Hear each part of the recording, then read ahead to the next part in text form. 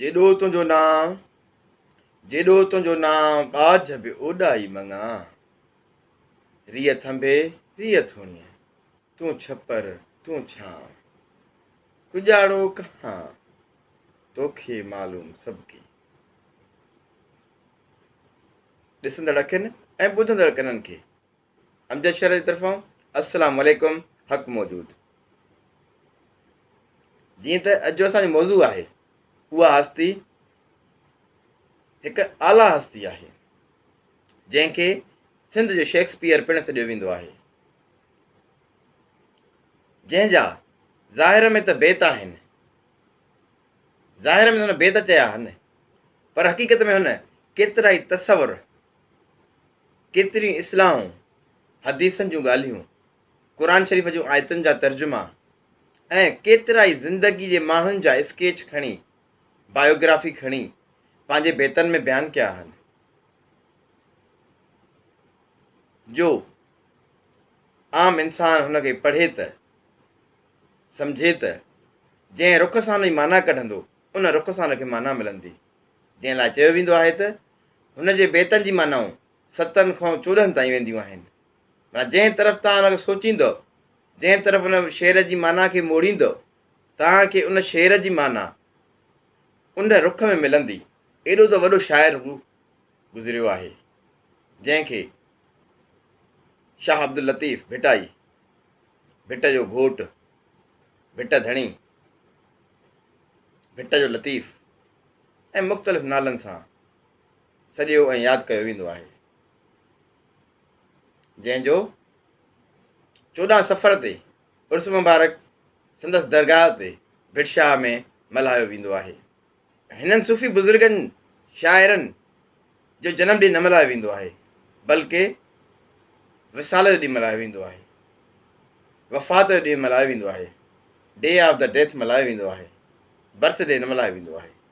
इहा सूफ़ियुनि जी ख़ुसूसियत आहे। जिथे बि तव्हां ॾिसंदव उर्स मुबारक जेको मल्हायो वेंदो आहे, इहो वफ़ात जे ॾिहाड़े खे मल्हायो वेंदो आहे, न कि जनम जे ॾींहं खे। छो त हू वफ़ात करे, बुरको मटाए, हीउ जहान छॾे पंहिंजे हक़ीक़ी ख़ुदा सां वञी मिलिया, पंहिंजे हक़ीक़ी महबूब सां वञी मिलिया, जंहिंजे करे इन्हनि सूफ़ी बुज़ुर्गनि जो जशन मल्हायो वेंदो आहे जॾहिं हू विसाल करे वेंदा आहिनि, यानी मेलो मल्हायो वेंदो आहे, उर्स मल्हायो वेंदो आहे, मलाखड़ा कया वेंदा आहिनि, शेर पढ़िया वेंदा आहिनि, मकाला पढ़िया वेंदा आहिनि, अदबी कॉन्फ्रेंसूं कयूं वेंदियूं आहिनि ऐं मुख़्तलिफ़ तरीक़नि सां अक़ीदतमंद उन्हनि खे भेटा ॾींदा आहिनि। अचो त अॼु असां बि साईं जन जे शान में कुझु मौज़ूअ खे डिस्कस कंदासीं। इन मौज़ूअ ते ॻाल्हाइण लाइ त PhD होल्डर ऐं वॾा मुफ़सर, ॿोलीअ जा माहिर बि पाण खे ॻाल्हाईंदे कीॿाईंदा आहिनि।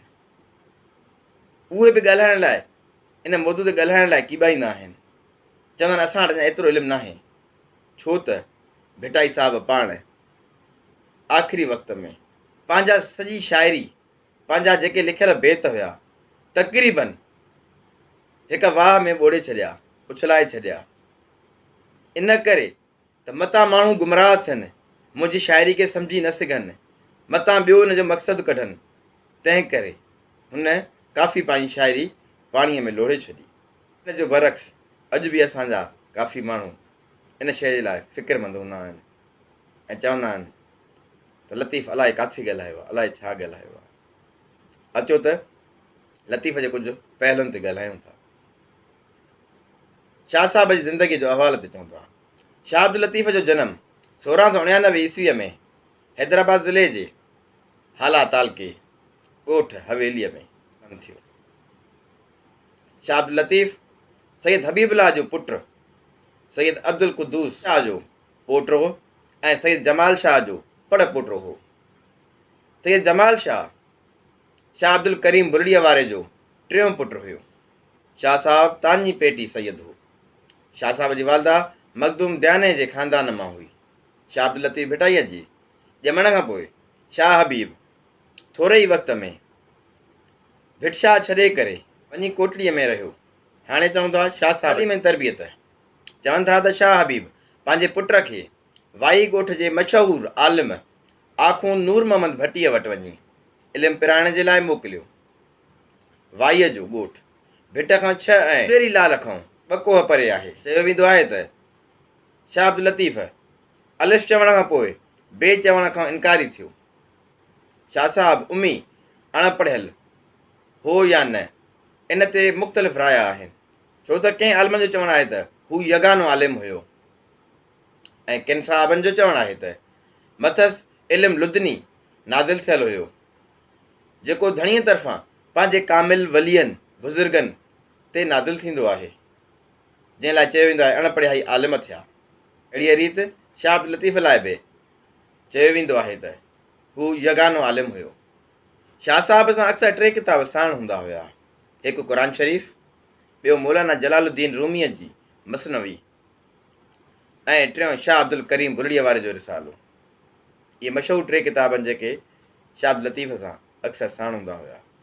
इहे बुज़ुर्ग जेके वॾे आला मक़ाम ते पहुतल हूंदा आहिनि उन्हनि जो हक़ीक़ी इश्क़ त इश्क़ अलाह हूंदो आहे, इश्क़ ख़ुदा हूंदो आहे, इश्क़ इंसानियत हूंदो आहे। अहिड़ीअ रीति चयो वेंदो आहे त जॾहिं शाह अब्दुल लतीफ़ भिटाई रहमतुल्लाह अलैह 20 सालनि जी उमिरि ते अची पहुता त खेनि मिज़ाजी मोहबत अची जागी। इहो चयो वेंदो आहे त कोटड़ीअ जे मिर्ज़ा मुग़ल बेग जो शाह हबीब में हिकु अजीब विसा हुयो। जेकॾहिं उन्हनि जे घर में को बीमार वग़ैरह थींदो हुयो त शाह हबीब खे दुआ पीअण जे लाइ वठी वेंदा हुया ऐं उन्हनि जे घर में अक्सर तमामु घणो सख़्तु पर्दो हूंदो हुयो। हिकु दफ़ो जॾहिं मिर्ज़ा साहब शाह हबीब ॾांहुं आया त इतफ़ाक़ सां शाह हबीब जी तबियत बि उन ॾे नासाज़ हुई, जंहिं करे शाह अब्दुल लतीफ़ खे फरमायूं त अॼु तव्हां हिन सां गॾु वञो। शाह साहब मुग़ल जी दख़्तर या हीअ जो हुस्न ॾिसंदे ई बेख़ुदि थी वियो। संदसि आङुर पंहिंजे हथ में झलींदे चयाईं, जंहिंजी आङुर सैयद जे हथ में, जंहिंजी आङुर सैयद जे हथ में तंहिंखे लहर न लोॾो। इहे सखन सुहिणी यानी इहे अल्फाज़ ॿुधी मिर्ज़ा ऐं संदन अदीज़ गुस्से में लाल थी विया। उते जेके वेठा इहे अल्फाज़ ॿुधी करे तेज़ कावड़जी विया, पर ॿाहिरां सब्र इख़्तियार कयाऊं। उन खां पोइ अंदरां ई अंदरां सईदनि खे एतिरो तपाए ॾिनो त हुननि जो जीअण जंजाल करे छॾियो, जो हू लाचार थी करे कोटड़ी छॾे वञी करे धार हवेली अॾे वेठा। शाह साहब खे इश्क़ जी कान लॻण खां पोइ शाह हिरण ऐं हुमा वांगुरु सहरान ऐं बयाबाननि में सरगर्दान ऐं हैरान थी पियो फिरंदो हुयो। हिकु ॾींहं त 3 ॾींहं बयाबाननि में रेगिस्तान में हिक ई हंधि सफ़ा गश लॻो पियो हुयो। संदसि जिस्म ते वारीअ जा तह चढ़ी विया ऐं रुॻो संदसि हिकु कपिड़े जो पला ॿाहिरि पए ॾिसण में अचे। इतफ़ाक़ सां हिकु पहाड़ जी वञी नज़र पियसि, जंहिं सारो अहवालु वञी शाह हबीब खे वञी सुणायो। शाह हबीब उतां अची उन हंध ते अची पहुतो ऐं सोज़ में अची चयाईं, लॻी लॻी वाह वया हिंगड़ा लटजी, लॻी लॻी वाह वया हिंगड़ा लटजी। शाह साहब बेख़ुदीअ जी हालत में छिरक भरे उथियो ऐं अहिड़ीअ रीति शाह साहब बि ठह पर जवाबु ॾिनो, पेई खणी पसाव पसण कारण पिरीअ जे, पेई खणी पसाव पसण कारण पिरीअ जे। हिकु ॾींहुं शाह साहब ओचितो ई ओचितो बिना कंहिंखे ॿुधाइण जे जोगियुनि जे संग में हंगलाज ॾांहुं हलियो वियो। ॾसजे थो त हू साणनि गंजे टकर वारी वाट वठी हलियो वियो हो ऐं संदन सोबत में 3 वरिया सफ़र ऐं सियाहत में रहियो। जोगियुनि जी सोबत में जीउ खे अनेक जफ़ाऊं ॾिनाई। हंगलाज ॾांहुं वेंदे जेके हंध, जेके सफ़र, जेके इलाइक़ा ॾिठाई तन जो ज़िक्र ससीअ वारनि सुरनि, सुर काहोड़ी, सुर रामकली वग़ैरह में कया अथसि। चवनि था त ठठे में मखदूम मोइन ऐं ॿियनि आलमनि फाज़िलनि सां बि रिहाणियूं कयाऊं। मखदूम मोइन खे मखदूम ठारो बि चवंदा आहिनि। वतन ॾांहुं वापसि वरंदे जैसलमेर ऐं थर जो सैर पिणु कंदा आया, छो त सुरमारीअ में थर जे निज़ारनि ऐं थरनि जी ज़िंदगीअ जे बारे में खिन ॾिठो अहवालु ॾिनो अथसि। सुर मूमल राणे जो हिकिड़ो बैत आहे, सारे ॾिज सैयद चए, सारे ॾिज सैयद चए लुॾाणे तां लाह। शाह साहब जॾहिं नंगर ठठे जे पासे खां क्रास करे रहियो त हिकु गार में हिकु शख़्स खे ॾिठाईंद। हू हिकु दर्दनाक ग़मगीन हालत में ही सिटूं चई रहियो हुयो। सारे ॾिज सैयद चए, सारे ॾिज सैयद चए, लुॾाणे तां लाइ हिकु लियाई हेल पूरींदसि पुन वॾे। पुछण ते मालूम थियुसि त हू हिकु जत हो ऐं हलनि जे भरिसां लॻंदे फ़क़ीरनि जे वातां इहो मिसरो ॿुधो हुयईं। छा चयुसि त बेत जा बाक़ी ॿ मिसरा बि अव्हां खे ॿुधायां। तंहिं ते जत ख़ुशी ॾेखारी। छा तंहिं ते ॿ मिसरा चई ॿुधायसि। आॾा डूंगर लुकियूं, आॾा डूंगर लुकियूं, सूरियूं सजन सेल। ॿियो मिसरो ॿुधंदे ई उहो जत वजद में अची वियो ऐं टें मिसरे जे लाइ सिफ़ा बेताब थी वियो। ऐं तंहिं ते शाह साहब टियों मिसरो ॿुधायुसि। कर ॿेली आहिनि ॿेल, सूर परियां जा साण मूं। शाह साहब जो इहो आख़िरी मिसरो ॿुधाईंदे ई हुन जत जो वफ़ात थियणु। शाह जे अरमान अजब जी हद न रही। उहो जत खे उते ई दफ़न कयईं। वाटड़ वेंदनि खे उहा क़बर अॼु बि नज़र ईंदी आहे। शाह साहब अक्सर चवंदो हुयो त उन जत जहिड़ो दर्द वारो इंसानु मूं अॼु ताईं पंहिंजी ज़िंदगीअ में न ॾिठो आहे। शाह हबीब पुट जे फिराक में बेहाल थी पियो हुयो ऐं पियो राति ॾींहुं धणीअ दर ॿाॾाईंदो हुयो त संदसि पुट खेसि वरी अची सलामत मिले, छो त शाह साहब बग़ैर ॿुधाए इन सफ़र ॾांहुं हलियो वियो हुयो। मखदूम नूंहं जी दरगाह ते बि वञी रोज़ इहा ई दुआ घुरंदा हुआ त शल मुंहिंजो पुटु मोटी ख़ैर सां अचे। हिकु ॾींहुं ओचितो ई ओचितो शाह लतीफ़ अची पंहिंजे घर पहुतो। पीउ जूं अखियूं ठरी पयूं। वरिहनि जो विछोड़ो हिकु लहज़े में लही वियो। हाणे चवंदा शाह साहब जी शादी। शाह साहब जे घर मोटी अचण खां पोइ सुत थी मथनि शादीअ जो ॿधणु पियो, जंहिंजे कारण घणो ई वक़्तु बेताब थी झंग वादियूं ऐं रण फिरियो हुयो। तंहिंसां ई कुदरत संदसि नातो जोड़ियो। उहा ई मिर्ज़ा मुग़ल बेग जी न्याणी हज़रत बीबी सईदा बेगम, जंहिंखे शाह साहब जा मुरीद अदब विचां ताज अल मुख़्तरात चवंदा हुआ। चवंदा शाह साहब जी शादी थी कीअं? साहब हिकु हैरत वारी ॻाल्हि आहे। हिकु ॾींहुं इतफ़ाक़ सां हीअं थियो जो के दिलज़ात जा रेज़न माण्हू मौक़े जो फ़ाइदो वठी मिर्ज़ा मुग़ल बेग जे घर में वञी करे क़ीमती सामान ॿुहारे विया हलिया।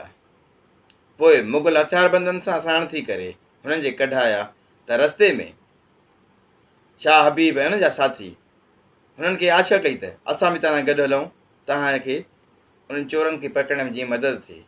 हुन नफ़रत जी निगाह सां ॾिसी करे नफ़रत जो इज़हार पेश कयो। तंहिं ते ॾाढो दिली ग़म पियो अचो ऐं चयो वेंदो आहे त के ग़म मां कहिड़ा अल्फाज़ निकिरी विया जंहिंखां पोइ उन्हनि जा तक़रीब मर्द उन्हनि चोरनि हथां मारिया विया। इहो हादसो तक़रीबन 1124 हिजरी मुताबिक़ 1813 में थियो। मुग़लनि जे घर वारनि सईदनि जे रंज ऐं ग़म खे ॾुख खे मिटाइण जे लाइ हुननि खां अची करे माफ़ी वरिती ऐं पोइ मिर्ज़ा मुग़ल बेग जी न्याणीअ खे शाह लतीफ़ सां परणायो वियो। बीबी साहिबा हिकु निहायत पाकदामन पारसा ऐं नेक अतवार औरत हुई। शेख सादीअ जो फरमान आहे त जंहिंजो मतिलबु आहे नेक सियाणी ऐं पारसा औरत मर्द खे बि बादशाह बणाए थी।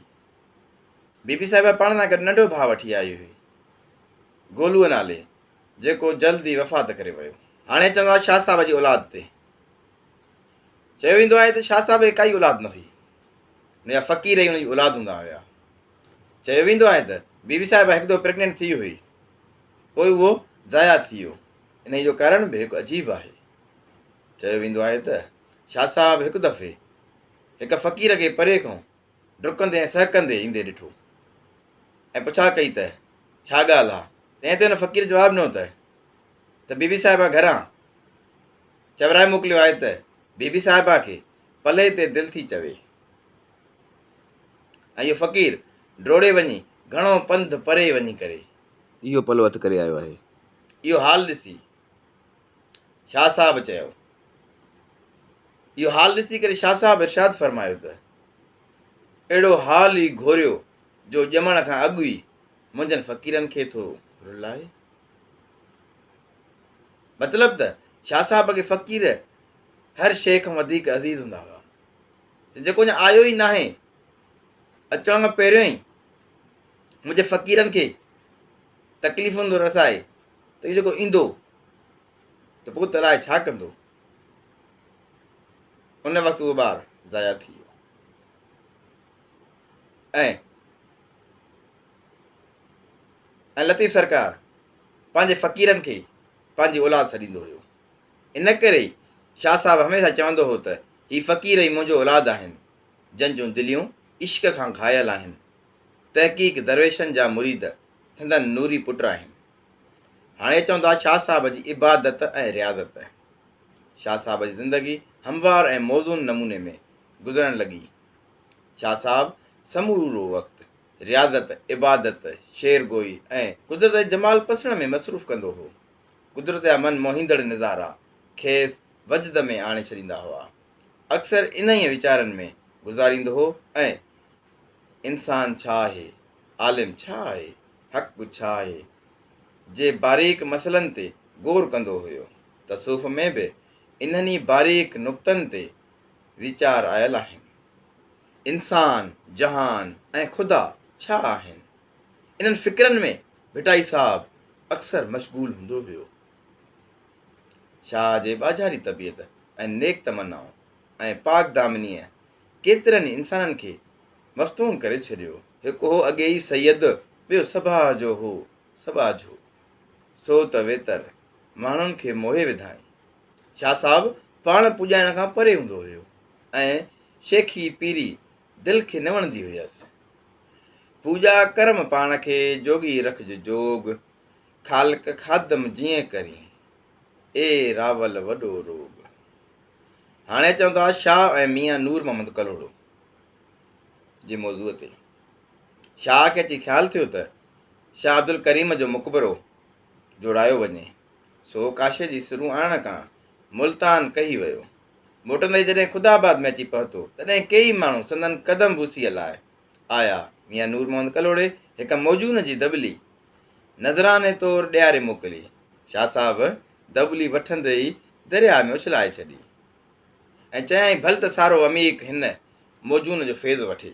मौजून में हिकु हेवी क़िस्म जो ज़हर मिलायल हुयो।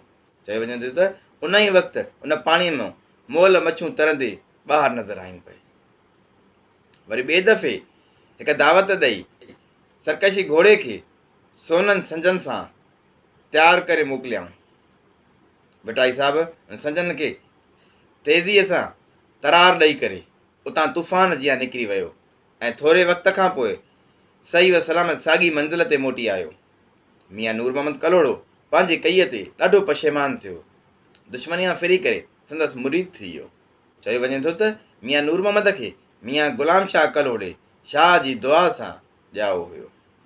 हाणे चवंदा शाह साहिब जो भिट वसाइणु, यानी भिट शाह वसाइणु। शाह खे हाणे ख़लक़त जी इश्क कोटड़ीअ में आराम करणु न ॾिनो ऐं सेरे दौरान में नवनि हालनि खां ॿिनि कोहनि जे मुफ़ासिले ते कराड़ डंड जे वेझो ऐं दुबियुनि जे विच में बीठल कड़नि ऐं कंडनि में वेढ़ियल वारीअ दड़ो चिताए करे ॾिठो हुयईं। संदन नज़र में इहो सिंजरो इबादत लाइ हिकु आदर्शी आस्थान हुयो। निहायत खुशहाली ऐं महिनत सां पंहिंजे महबूब भिट जी सूरत ॾिनाई।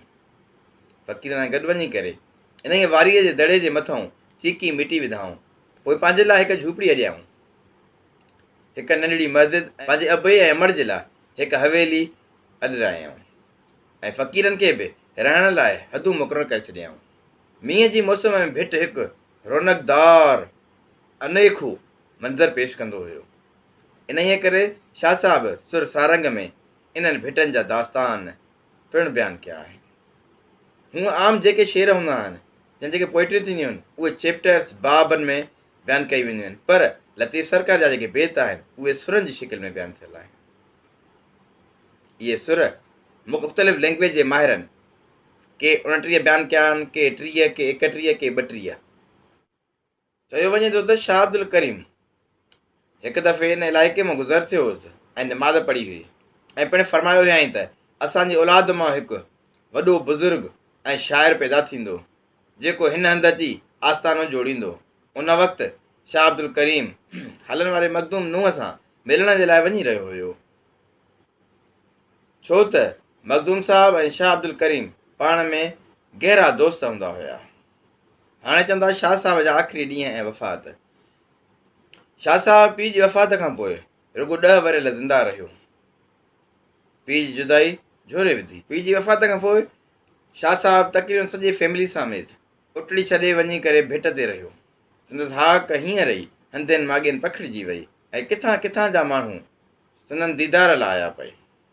संदसि सॼो ॾींहुं काफ़ी माण्हुनि जो अचु वञु रहंदो हुयो। दिल्लीअ जा 2 मशहूर गोया अटल ऐं चंचल बि अची संदसि ख़िदमत में हाज़िर थिया। शाह साहब राग गायकी मूसीक़े जो बहितरीनु ॼाणू हुयो ऐं चयो वेंदो आहे त अक्सर हू पंहिंजी शाइरी घणी पढ़ंदो बि हुयो ऐं आख़िरी वक़्त में कुझु ई पंहिंजा बेद पढ़ंदो हुयो। कहिड़े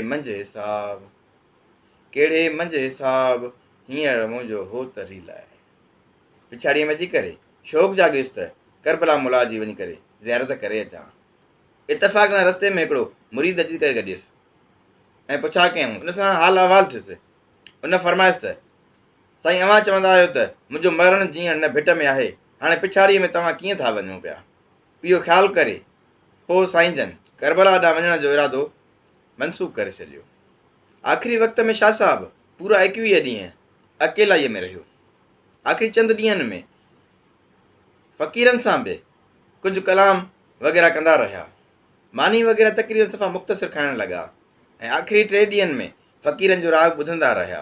जीअं ई आख़िरी राग ख़तमु थियो त पोइ शाह जे वेझो छा वञी ॾिसनि त संदसि रूह मुबारक परवाज़ करे वञी हक़ीक़ी इलाही सां वञी मिलियो आहे। शाह साहब सफ़र जे महीने जे 14 तारीख़ सन 1165 हिजरी मुताबिक़ 1752 में ही फ़ानी दुनिया छॾे हक़ीक़ी ख़ुदा सां वञी करे मिलिया। उमिरि तक़रीबन हज़रत मोहम्मद सल्लल्लाहु अलैहि वसल्लम ऐं हज़रत अली करम अल्लाह वजह जन जेतिरी 63 साल थी गुज़री। संदसि लाश मुबारक वसीयत मूजिबि भिट ते महमूद शाह जे पेरांदीअ खां दफ़न कयो वियो। मियां गुलाम शाह कलोड़े पंहिंजे ख़र्च सां संदसि तुरबत मथां सन 1754 ईस्वीअ में हिकु आलीशान मुक़बरो वक़्ति नामयारे राज़े ईदनि खां जोड़ाए रास करायो। मीरनि जी साहिबीअ में मीर नसीर ख़ान मुक़बरे ऐं मस्जिद जे उम्दे मरमत कराए संदसि सोट मीर मोहम्मद ख़ान कुबे खे चांदीअ जो दरवाज़ो विझरायो जो अॼु ताईं क़ाइमु आहे। संदसि दीवारनि ऐं दरनि ते केतिरा ई अरबी ऐं सिंधीअ जा बेत पिणु लिखियलु आहिनि। सारी राति सुभान जागी जन यादि कयो, सारी राति सुभान जागी जन यादि कयो, उनजे अब्दुल लतीफ़ चए मिटीअ लधो मान, कूड़ेन कन सलाम आग अचो उनजे।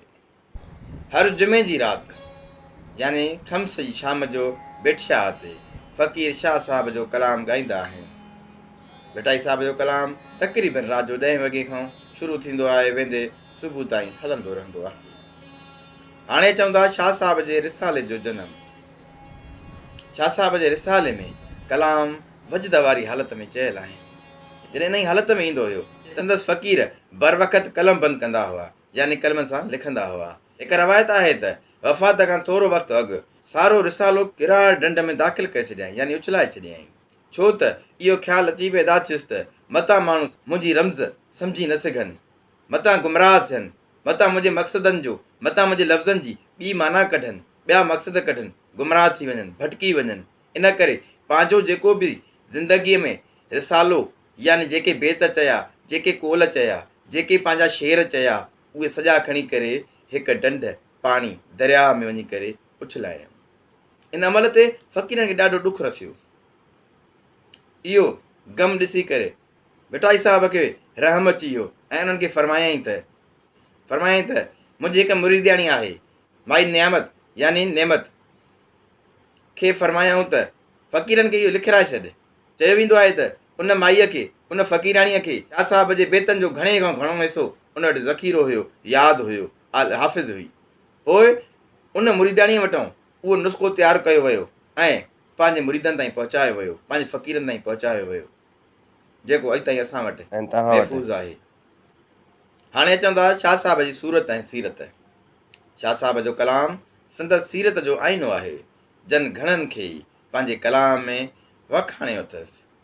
संदसि मथो हो हर हाल में वाज़े ऐं ख़ाकसारी करणु ऐं सभिनी सी मन मारे मेण करणु, जेके ख़ाक में ॾिठा सो आलम जे ॿिए कंहिं शइ में न ॾिठा।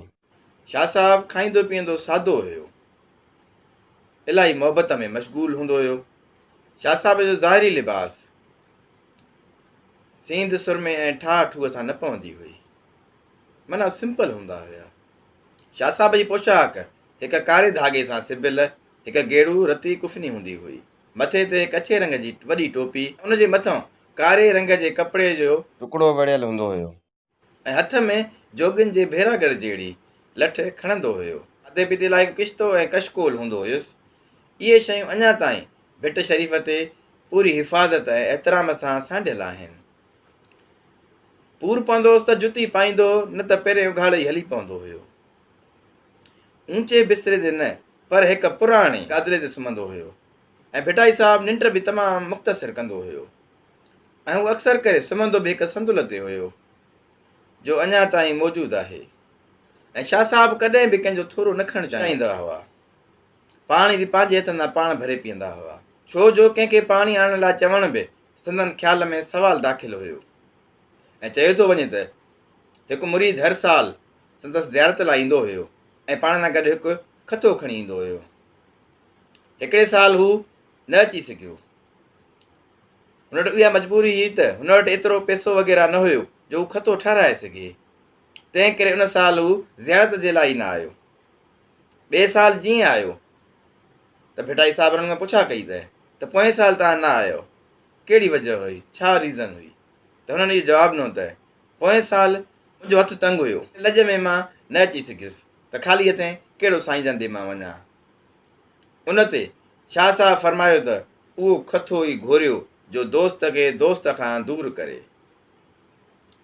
शाह आला इंसानियत जो मिसाल हुयो। शाह साहब जो क़ल्ब निहायत कोमल हुयो, न रुगो इंसान ज़ात लाइ पर पखियुनि ऐं पसनि लाइ बि ओतिरो ई कुर्ब हुयो। शाह साहब जो रूहानी तरीक़ो कहिड़ो बि हुजे, संदसि कलाम मां इहो ज़ाहिर थिए थो त हू मज़हबी इख़्तिलाफ़नि खां तमामु मथे हुयो। हर शइ में हक़ जो जलो पसंदड़ हुयो। ॾिसण ॾिसींजे त हम खे हक़ चवी। हाणे चवंदा शाह साहब जो मज़हब। शाह साहब न की शियो न की सुनी हो। हिकु शख़्स सवाल पुछियुसि त साईं अव्हां सुनी आहियो या शिया? जवाब में फरमायूं त मां ॿिन्ही जे विच में आहियां। चयाऊं त क़िबला ॿिन्ही जे विच में त के कीन आहे? फरमायूं त आहियां बि इहो के कीन, जिन ॾिठो होत तन दीन सभई दूर कया। जेतोणीकि ज़ाहिर में हिकु सूफ़ी आरिफ़ हो, त बि ज़ाहिरी तरह माण्हुनि जी सही हिदायत लाइ शरीयत जा सभु हक़ पूरी रीति बजा आणींदो हो। बातिन में तोड़े ज़ाहिर में हर कामिल हादी ऐं रहबर हुयो। संदसि हिदायत आहे को तरीक़त तिखियो शरीयत सुञाण। हयो हक़ीक़त हेर तूं, हियो हक़ीक़त हेर तूं माग मरफ़त हमाण, होए साबूती साण त पसण खां पालूर रहे। शाह लतीफ़ जे बारे में जेतिरो ॻाल्हायो वञे ओतिरो घटि आहे, जंहिं रुख सां ॻाल्हायो वञे उहो बि घटि आहे। छो त शाह साहब जी शाइरीअ जा केतिरा ई पहलू निकिरनि था। उन्हनि पहलुनि खे सम्झणु ॾाढो ॾुखियो आहे ऐं उन्हनि जे लाइ काफ़ी इल्म जी ज़रूरत आहे। जहिड़ो असांजो हाल हुयो अव्हां ॾाढो पेश कयोसीं। अहिड़ी रीति असांखे दुआनि में यादि रखंदा ऐं असांजे पेज मोटिवेशनल स्किल्स बाय सूफ़ी शरह खे ज़रूरु सब्सक्राइब कंदा। महिरबानी।